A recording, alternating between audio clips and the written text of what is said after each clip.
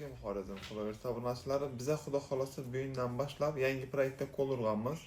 Bu proyektimiz shundan iboratki, gullarni nishat ko'paytirish kerak, gullarni nechta to'g'ri berish kerak. Necha gullar nechta tuproq eksak yaxshi o'sadi. Ishqilib bu proyektimizda gullarni ko'paytirish hammasini bilib olasizlar xudo xolasa. Masalan, har xil ximikatlarimiz bor.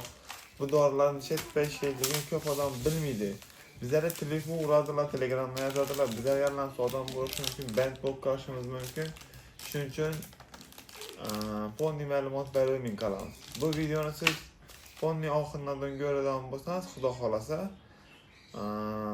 hammasini tushunib, sodda etib ko'rsatib o'tamiz xudo xolasa. Ishi gul masalan. Bu gulga nishat novuz spray etish kerak, tuproq ekish kerak, tagini chiqarib berish kerak. Sprey etganini dorilar bilan sprey etish kerak, nishxonada qo'yish kerak.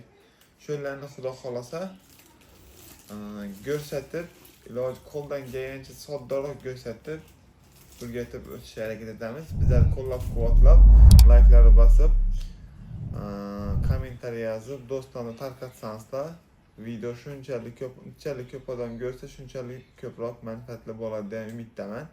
Bizlarni qo'llab-quvvatlashda davom etinglar.